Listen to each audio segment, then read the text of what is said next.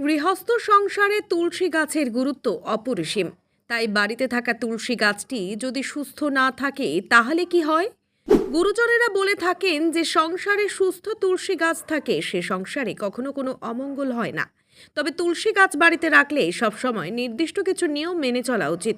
কিছু কিছু বিষয়ে বিশেষ যত্নশীল না হলে তুলসী গাছ বাঁচানো যায় না, বিশেষ করে এই ভীষণ গরমে। শুধু ধর্মীয় কারণই নয়, তুলসী গাছ ঔষধি গুণেও ভরপুর।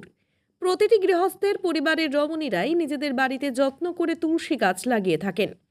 কিন্তু আজকালকার ব্যস্ত জীবনযাপনের মধ্যে অনেকেই সময় মতো ঠিক করে তুলসী গাছের পরিচর্যা করতে পারে না। খেয়াল করে দেখে থাকবেন, প্রায়শই দেখা যায় তুলসী গাছে সাদা পোকা লেগে গিয়েছে, যা ধীরে ধীরে গোটা গাছ থেকেই রস শুষে নিয়ে গাছটিকে মেরে ফেলে। কখনো কখনো আবার গাছে এমন পোকা ধরে যা চোখেও দেখা যায় না, শুধু দেখতে পাওয়া যায় তুলসী গাছটি ক্রমশ দুর্বল হয়ে পড়ছে, পাতা শুকিয়ে যাচ্ছে, নতুন পাতা গজাচ্ছে না, এমনকি পাতা বাদামি হয়ে যাওয়ার মতো ঘটনাও ঘটে। হয়তো রোজই নিয়ম করে জল দিচ্ছেন, হালকা রোদেও রাখছেন তুলসী গাছ, কিন্তু দুদিন অন্তরে দেখছেন তুলসী গাছ শুকিয়ে যাচ্ছে।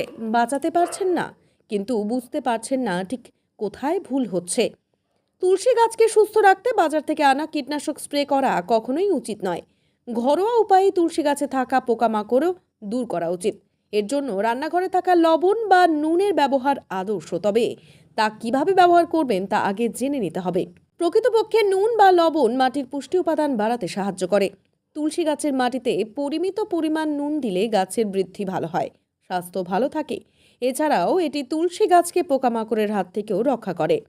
পোকামাকড় তাড়াতে তুলসী গাছে লবণ ব্যবহার করা অত্যন্ত উপযোগী। তাহলে চলুন জেনে নেওয়া যাক কোন উপায়ে তুলসী গাছে লবণ ব্যবহার করা ভালো। তুলসী গাছের মাটিতে লবণ যোগ করতে হলে প্রথমেই আপনাকে নুন দিয়ে তৈরি করে নিতে হবে একটি স্প্রে। এর জন্য একটি পাত্রে 1 লিটার জল নিয়ে তাতে 1 টেবিল চামচ লবণ মেশাতে হবে।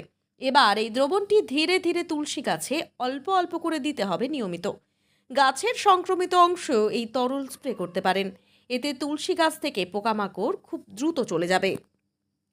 আমাদের প্রতিবেদনগুলি কেমন লাগে কমেন্ট করতে ভুলবেন না। ভালো লাগলে লাইক এবং অবশ্যই শেয়ার করুন।